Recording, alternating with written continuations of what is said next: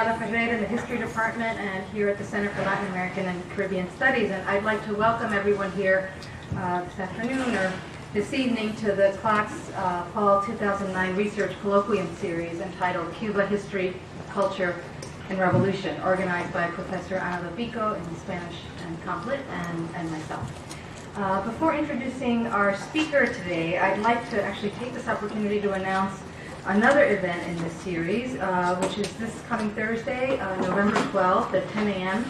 in the CLACS conference room. We will have a talk by Eduardo Torres Cuevas. Professor Torres Cuevas is one of the most prominent historians of colonial Cuba working today. He's a member of the History Department at the University of Havana. He is president of the Casa de Altos Estudios Fernando Ortiz, and he is also director of the National Library, the Biblioteca Nacional Jose Marti. So for those of you planning on doing research in the National Library in Cuba, or thinking about it, this would be a good opportunity to meet the director. That's Thursday at 10. The title of the talk is Masonería, Racialidad e Iglesia, which is, the talk will be on Freemason and popular religion in colonial Cuba and in Caribbean context. Okay, so now on to today's lecture. We're pleased to present Professor Sam Farber, from Brooklyn College. Professor Farber is a major figure in social science scholarship on the Cuban Revolution. His major works include 4 books: Before Stalinism, The Rise and Fall of Soviet Democracy, published in 1990 by Verso Books, Social Decay and Transformation, A View from the Left, published in 2000 by Lexington, as well as 2 influential books on the Cuban Revolution. The first, called Revolution and Reaction in Cuba, 1933 to 1960, which was published originally in 1976 and was just reissued in 2007. And his second book, which many of you have read recently, called The Origins of the Cuban Revolution Reconsidered, published by UNC Press in 2006. Professor Farber has been one of the principal scholars calling for sustained attention to the period of the early Cuban Revolution. That early period, from say 1959 to 1961, witnessed profound transformations unimaginable on the eve of the revolution's coming to power. In the first 3 years, the new Cuban state dissolved the national army and traditional political parties, essentially displaced the nation's ruling class, virtually eliminated private property, and renounced its role as client state to the U.S. to become instead the eager ally of the U.S.'s avowed enemy at the time, so the Soviet Union. It is this process of profound transformation that Sam Farber's work explores, and he has been one of the principal voices calling for us to reject monocausal explanations and to examine instead the complex interaction of domestic and international forces in the radicalization of revolutionary politics. It is a pleasure then to welcome him here this afternoon. The title of his talk is Cuba 1959, From Political to Social Revolution. Thank you very much. I better live up to that now.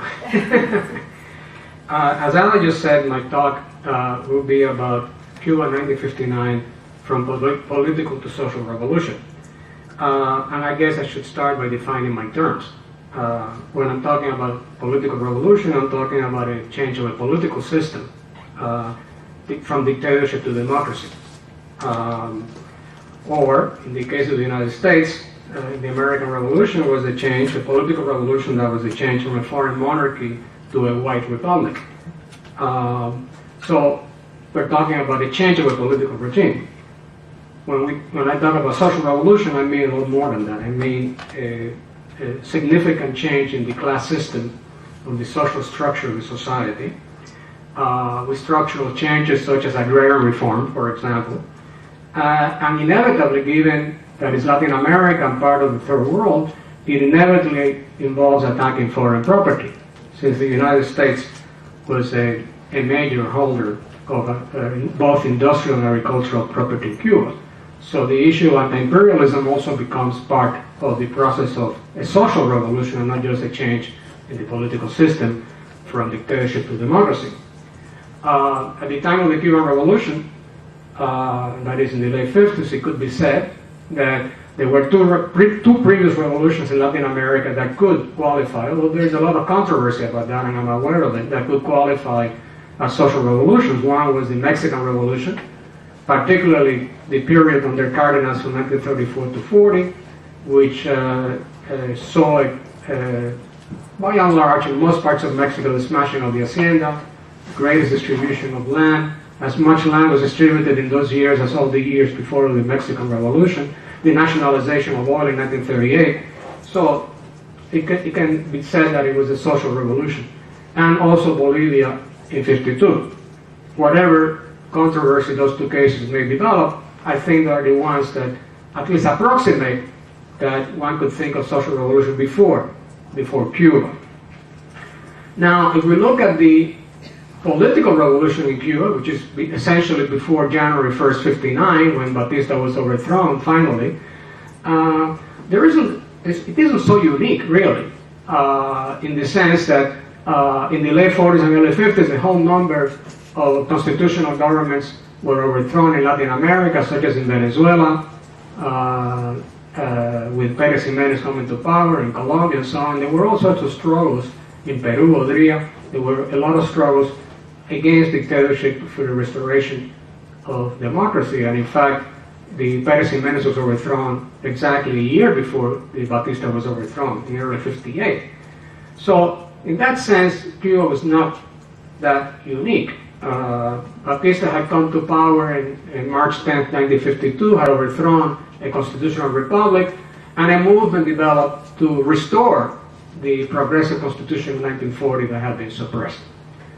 What I believe is perhaps a little more unique about Cuba is not that it was a political revolution at that point, but how deeply the potential elements of social revolution had been put back, had been suppressed during the political struggle.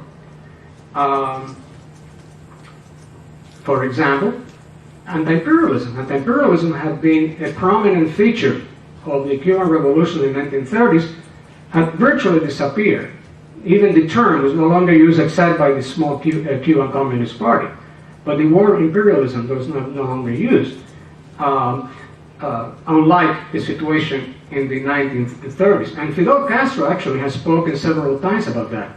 The last time he spoke about this issue that I am aware of was in 1995, on the 50th anniversary of his admission to the law school of the University of Havana. He gave a speech, and he described what he encountered when he became a law student in 1945. And he said, this is among the most militant elements in Cuba, the student movement. Nobody spoke about imperialism.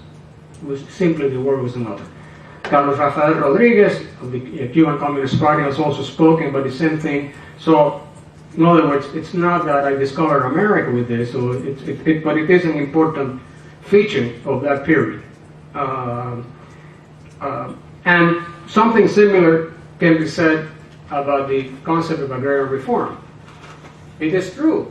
A lot of people spoke about agrarian reform.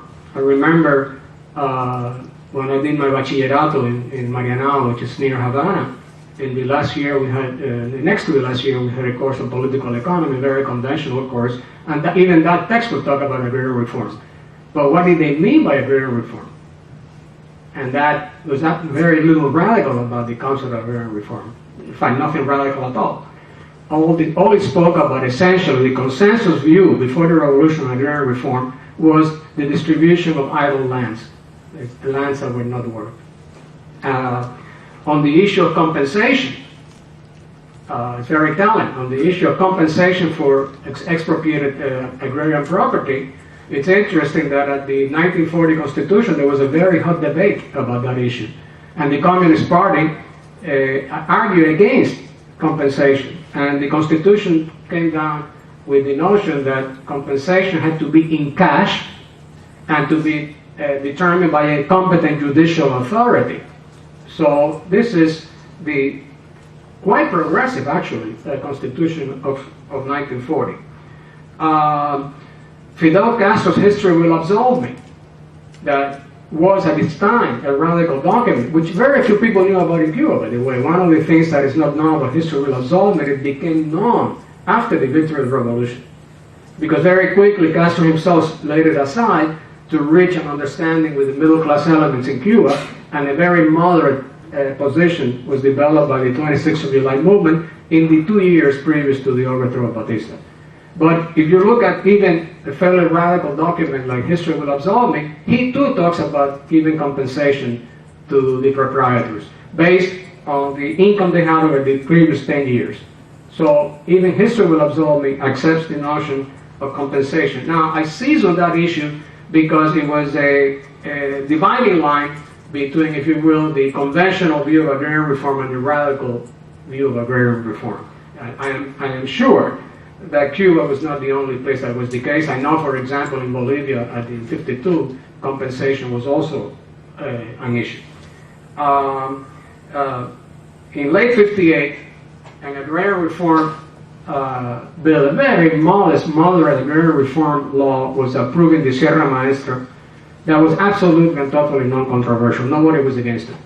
And the person, so moderate it was, and the person who drafted it was Humberto Sorí Marín, who later became Minister of Agriculture in the early months of the revolution, and resigned when the radical agrarian reform was approved in May '59. Interestingly enough, eventually, Sorí Marín not only resigned as Minister of Agriculture, as the guy who had drafted the moderate law in late '58, but he actually took arms against the government, was eventually arrested and executed. So this is an interesting. So Sorí Marín is an emblematic figure in that the drafter of the acceptable agrarian reform himself would object strenuously to the radical reform law of May '59, to which I will get in a second, and eventually takes arms and is executed.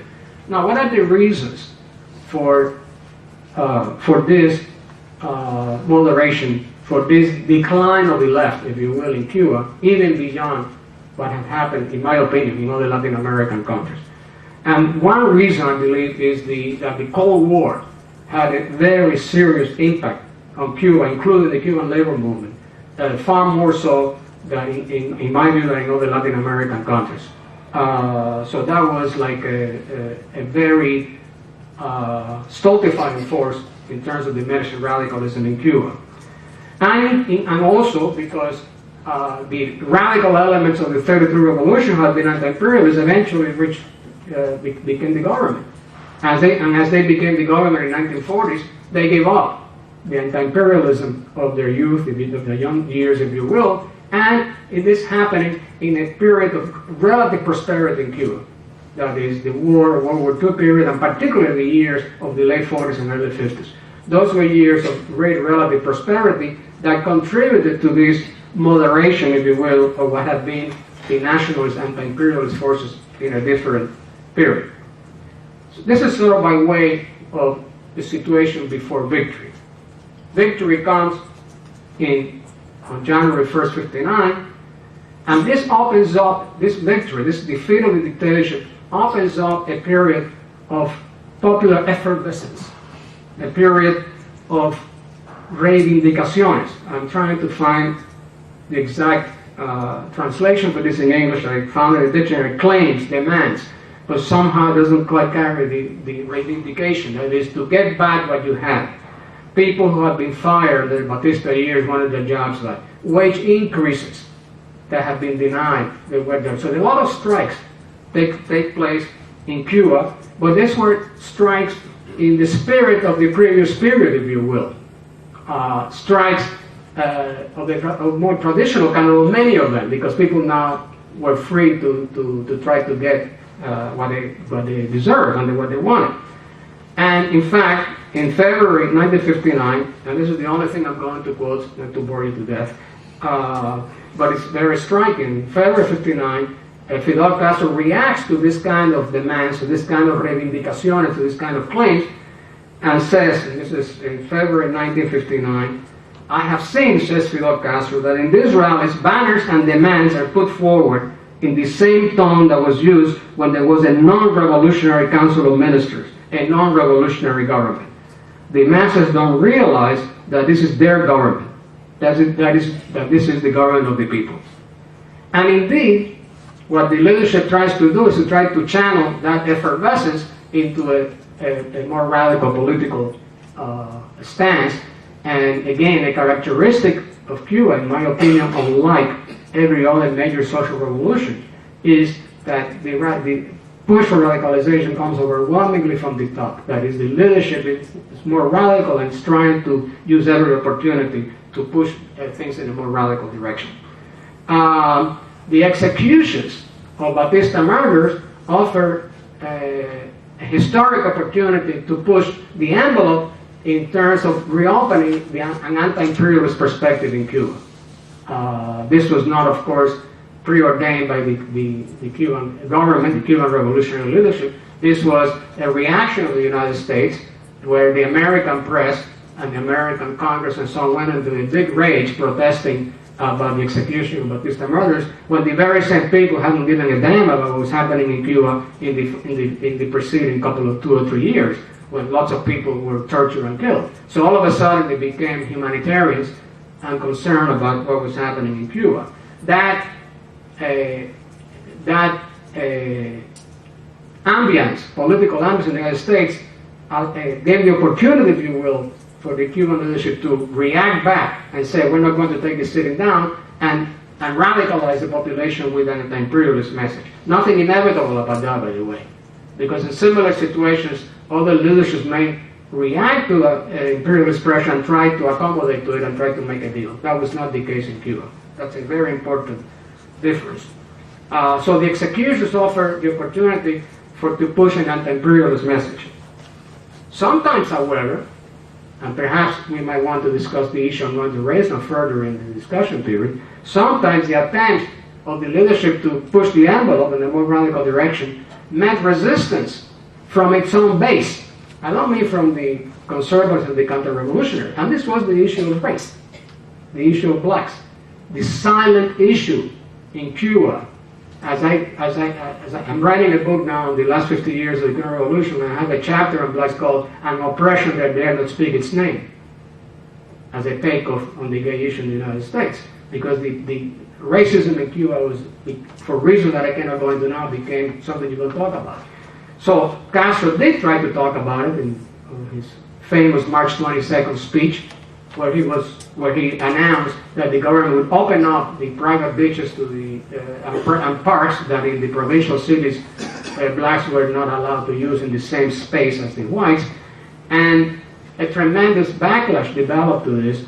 If it had just been the counter-revolution, that would not have been much of a problem, but this was part of its own base of the government, and 3 days later, Castro comes back and said, well, and retreats somewhat, and says, well, nothing I've said on March 22nd is to suggest that whites and blacks have to socialize together and dance with each other at parties and so on and so forth.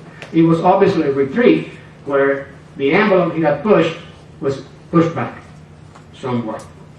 Still, the government proceeded with the housing reform, and I'm just giving the highlights here, obviously, because I don't have time to go into every detail. The housing reform of March 59, and really an egalitarian spirit came to exist in the society, and the sense that through political action things could be solved. That the fatalism that had pervaded the Cuban psyche for so many years, that nothing can be done because we're screwed, so to speak, and particularly nothing can be done if the United States doesn't approve. The Platist mentality after the Platt Amendment that was so powerful in Cuba. So all of this is going on January, February, March of 59. And then the big one, the agrarian reform of May 59. Now, it's interesting. That was a very long time it took for the agrarian reform to be legislated. May, 5 months. Now, you might say 5 months, that's not much. In a revolutionary situation, 5 months is the equivalent of 5 years in normal times. So it took them a long time to come down with this radical agrarian reform law.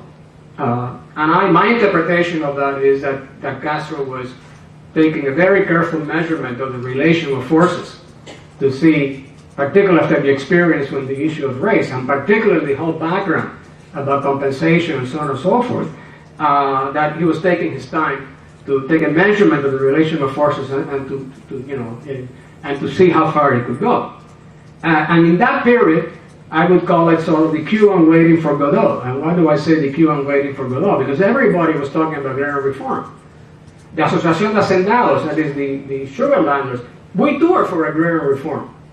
And not only that, they were giving away tractors to the government, big donations, big advertisements in the paper, so everybody was for agrarian reform. Of course, what they were trying to do was to try to pressure and shape the particular agrarian reform that was going to take place. And Fidel Castro wasn't saying what it was.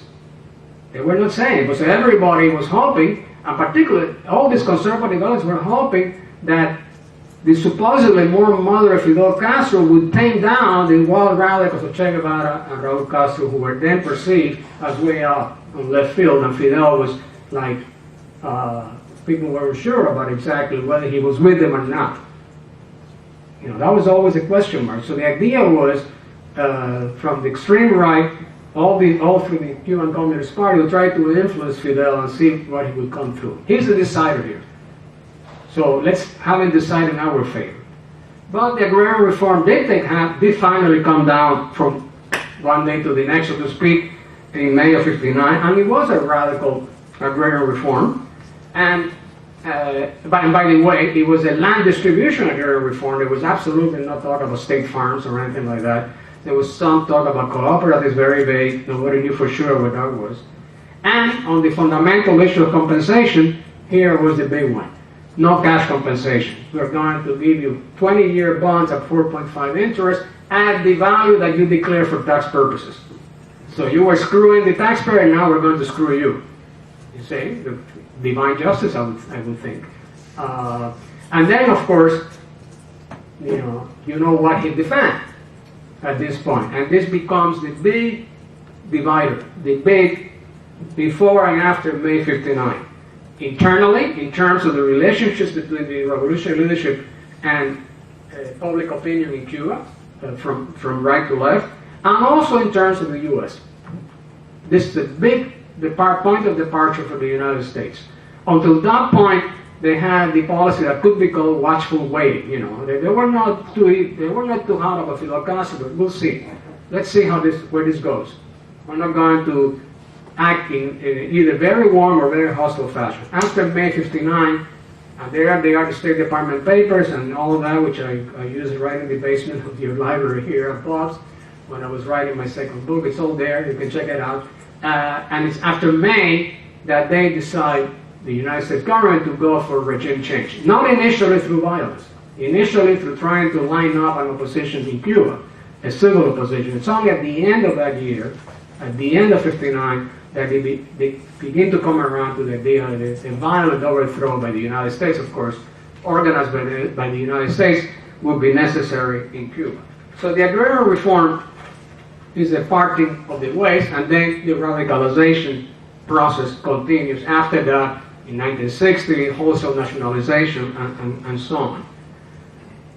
But I want to stop and to use the rest of my time then, having sort of hopefully fill you in and sort of what the picture looks like.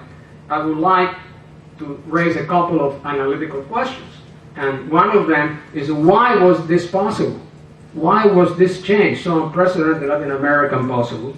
And why, and the second, which is a different question, is why did it take the particular political form it took?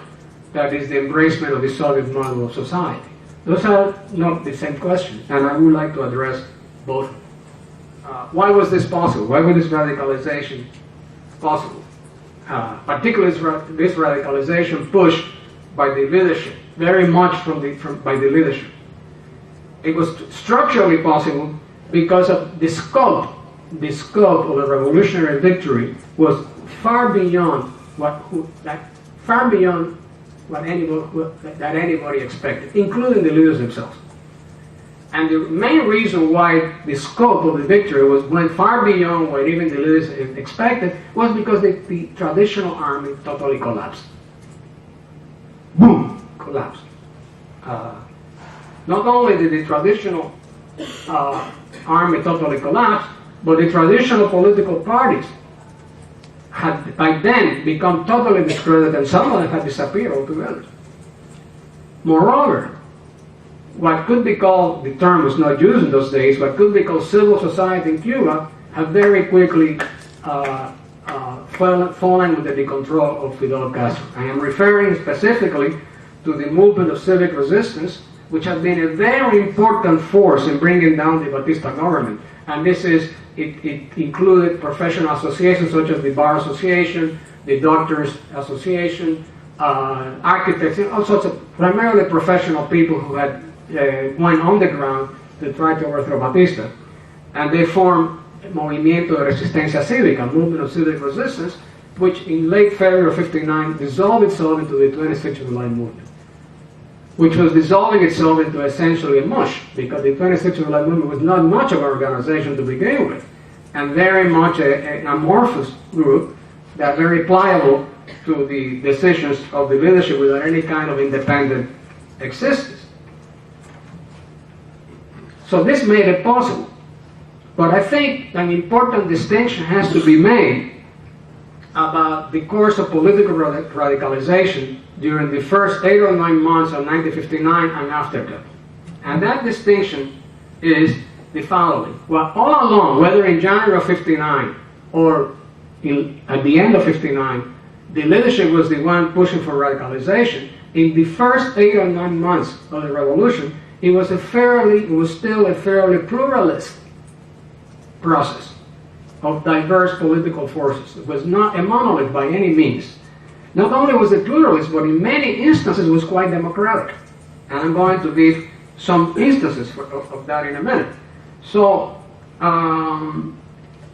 so this is what characterizes the first 8. All along, it's the leadership that is pushing for radicalization. But the first 8 or 9 months, that push for radicalization allowed for a significant degree of pluralism and even rank and file democracy.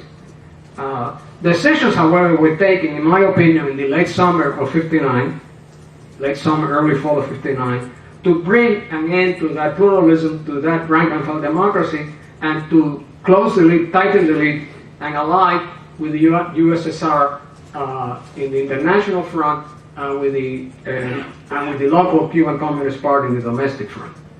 Now, some of these earlier control had already happened earlier in the year. For example, in February of '59, at the time when the Cuban Communist Party was still supporting the revolution but in an arm's length relationship with the government, they encouraged several spontaneous seizure of lands in Cuba, and Castro just came down with like a ton of bricks on them. Say absolutely none of this will be accepted.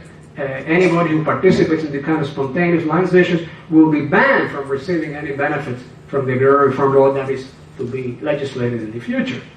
And he went out of his way to attack the Cuban Communist Party for having encouraged that. This is the sort of thing that has led people who might consider highly intelligent analysts of the Cuban scene, like James O'Connor, who wrote a book on socialism in Cuba and an article called Cuban Political Economy, to point out, as James O'Connor described it, that the Cuban Revolution was distinctive in relative terms when compared with China and Russia and other major social revolutions of the 20th century, in this element of spontaneity being totally curtailed and minimized, and things being very much controlled from the top.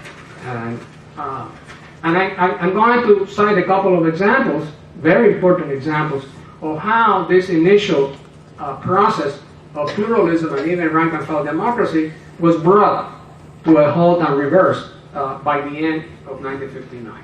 The first example I want to give you is La Socialized Cuba. That is, these were several hundred mutual help societies that black people in Cuba had developed through many decades as a way of, it was the main organization of expression of black interest in Cuba. Unfortunately, the Socialized Cuba, as well as the trade unions, had been seized by the Batista government. That was not the case for other organizations, such as the Doctors Association, architects, lawyers, and so on, who expressed themselves against the government. They knew what was important. Batista knew what was important. He made sure to capture the trade unions and the Socialized Cuba.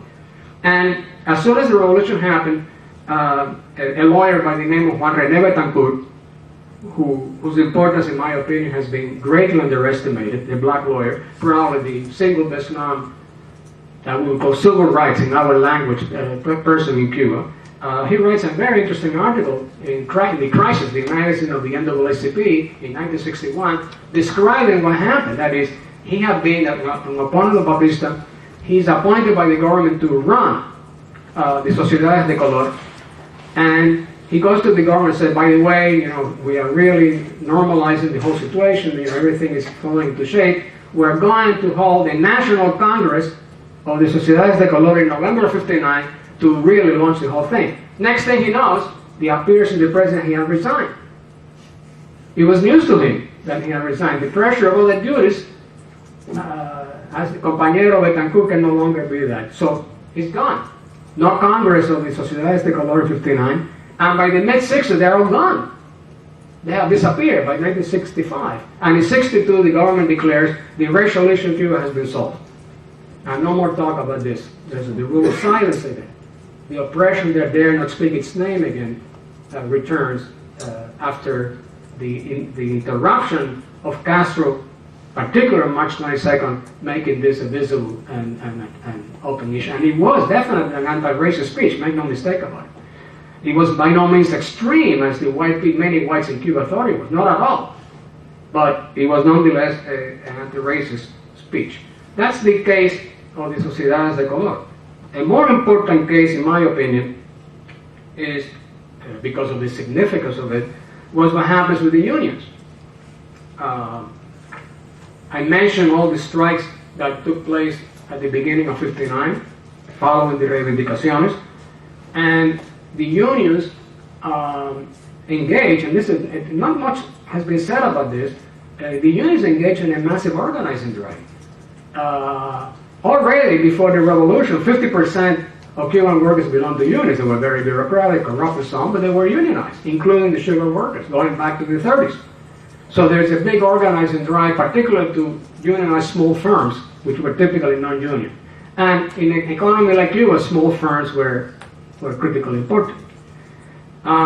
So there's a big organizing drive, and the revolutionaries in the 26th July movement had expelled the Batista functionaries that had been appointed, and elections are held in every single local union in Cuba, 2,000 of them in the spring of 1959. Every single local union had elections in the spring of '59. Huge labor movement, by the way. And the 26th July movement candidates win overwhelmingly. The Communist Party wins about 10% of the union posts, and this result was remarkably consistent with a survey that the Communist Party had conducted during the dictatorship in 1956, that according to that survey, 10 to 15% of the unions were friendly to them. So the results of the elections in early '59 were very consistent with what their own survey had shown back in 1956. The 26 July delegates, and some of them, a small proportion of them, were very friendly to the Communist Party. So remember, the 26 July movement is not an ideologically coherent body by any means. But the bulk of them, the great majority, were not friendly to the Cuban Communist Party in the unions for reasons that we might want to go into if you feel like the discussion period. But the fact is that the Communist Party was defeated. When the elections of delegates for the 10th Congress of the National Congress of the Unions in November of '59 happens, again, the Communists get smashed. And again, 10-12% of the delegates are elected. So here comes the Congress.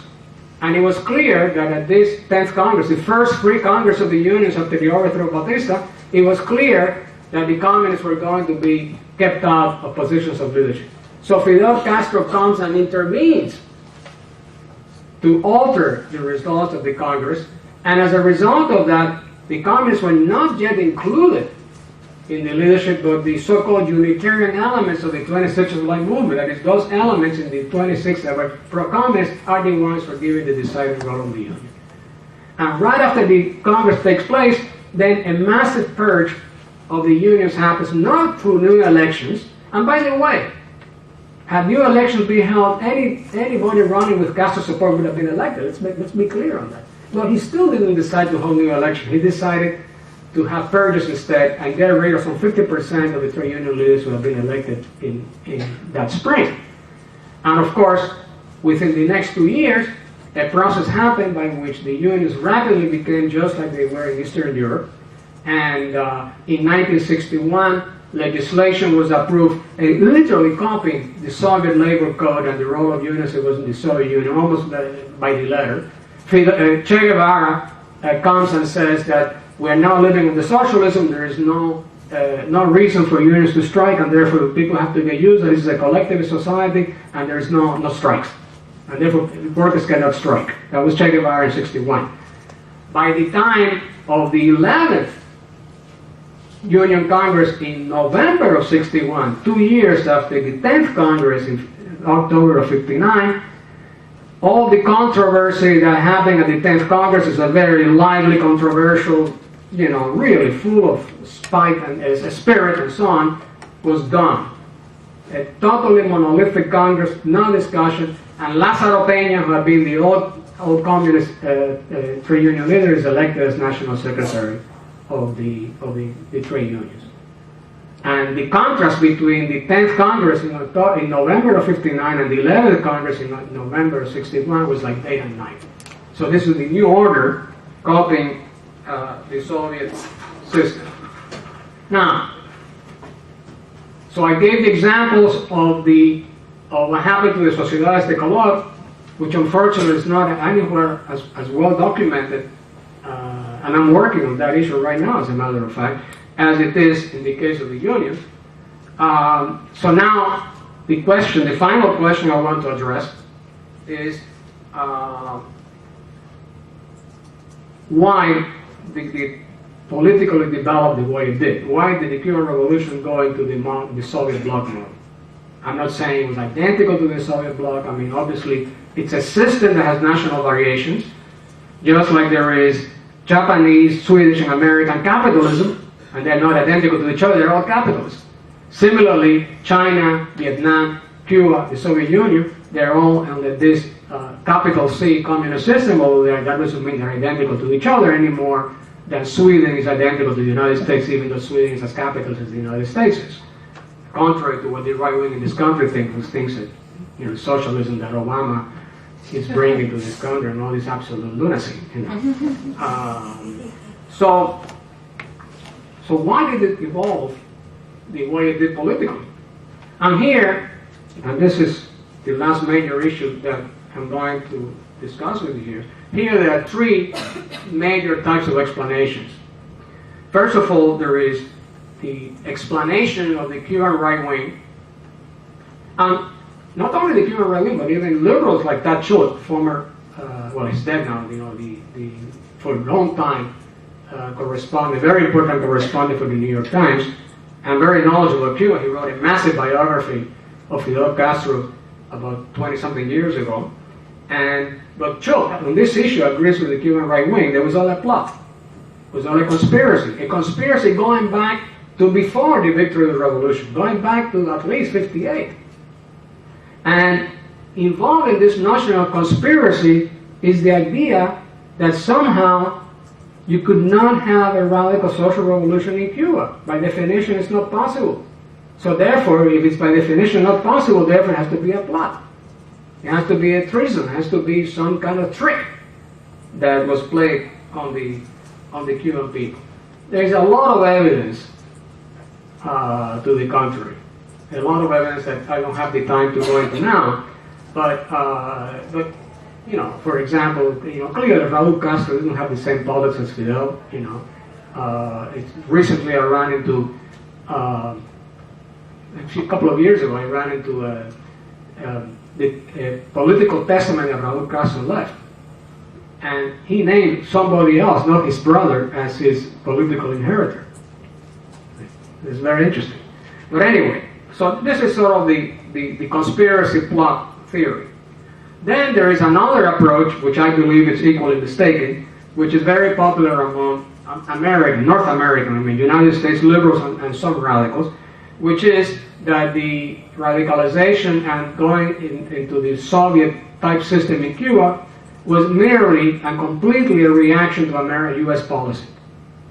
Now, U.S. policy was vicious in this regard. Make no mistake about it. And the pressure coming from U.S. imperialism was massive, particularly, of course, after the blockade was established in 1960.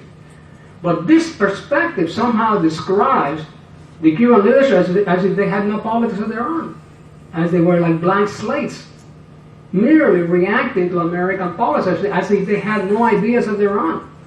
And of course, they did have their own ideas. Not so much did they have their own ideas that in fact there were at least three distinctive wings in the Cuban revolutionary government in 1959. That doesn't mean they announced themselves. By the way, I'm a wing. You know, obviously they didn't. But the observer, the historian, the person studying this, can identify without great difficulty that there were at least the three major wings. So there were politics there.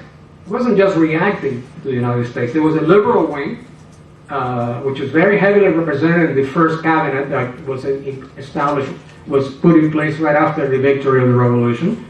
People like Roberto Agramonte, the Orthodox leader, who was foreign minister, Rufo Lopez Fresquet, minister of the treasury, Felipe Pasos, a very important Cuban economist who became the head of the National Bank of Cuba, Jose Miguel Cardona, the head of the Havana Bar Association, who became the first prime minister, and later the principal tool of the CIA with the Bay of Pigs and so on, by the way.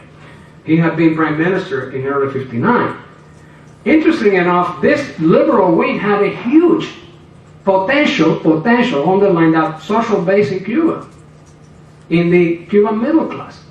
And they never really tried to mobilize it to support their policies. They didn't even try, they couldn't. And the reason they couldn't is that they too were totally under the thumb of Fidel Castro. They too were waiting for Godot, hoping that Fidel would turn their way. It was a mechanism, so they had no independent existence other than as followers of Fidel Castro. But potentially they had a big social base in Cuba. By the end of '59, every one of them had either resigned or been fired from the government. So they were all gone by the fall of '59. The liberals are gone. But they were an important presence in the government. Then there was another wing that very few people have spoken about, which is, I could call the radical nationalist but not non-communist wing of the Cuban revolutionary leadership in 1959. And here I'm talking about people like Carlos Franqui, who was the editor of Revolución, the Cuban government newspaper, David Salvador, a former communist, by the way, who had become the head of the trade unions in 1959, Faustino Perez, Enrique Otusky, the Minister of Communications. These people represented a state of opinion, but not at all organized either. And also under the thumb of the figure of Fidel Castro.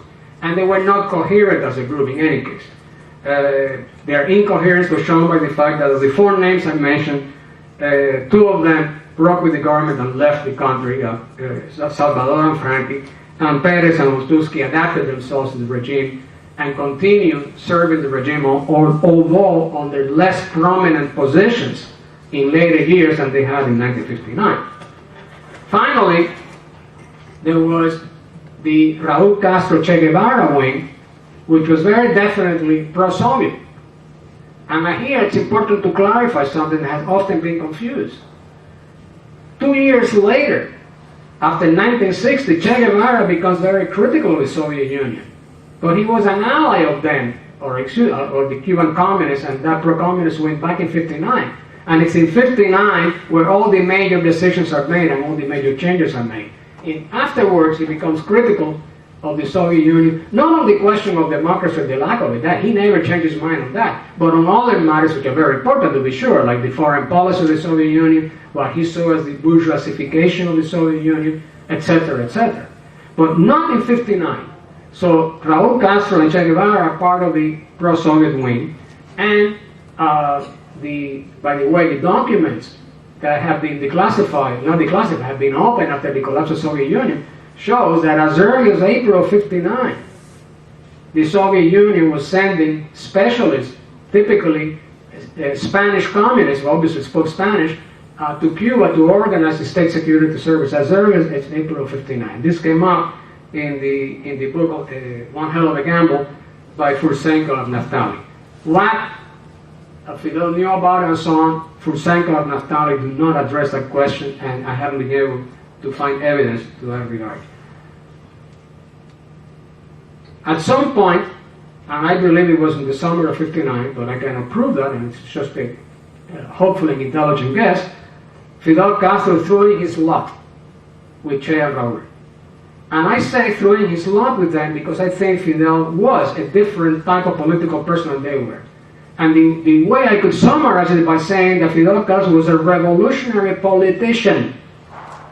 And Raúl Castro was not, and certainly Che Guevara was not a revolutionary politician. They were ideologues. But what does that mean? I think if the relation of forces had been different, Fidel Castro would have tried to adapt to a different system than the one he eventually established. I think had he done that, that would have meant a break between him on one hand and his brother, and especially Che Guevara on the other hand. A break that was not, it was quite common. If you look at Algeria, a similar break happened there with the more radical and less radical elements. In Kenya, in many third world revolutions, such a break happened. It didn't happen in Cuba. Perhaps in part because of the American pressure, no question about that. But the fact is that these people had politics, had ideas. They were not merely reacting to American policy. They had their own ideas, their own visions of what they considered a good society. So, in summary, I would say, in regard to this, that I would endorse the statement that Che Guevara made. And by the way, Che Guevara, one thing that he has, that I respect and admire, was his honesty, his lack of duplicity, unlike Fidel Castro, for example. And in his typical honesty, he told the French weekly L'Express on July 25, 1963, that our choice of the communist road was half the result of constraint and half the result of choice. And that is a formula that I would completely endorse. Thank you very much.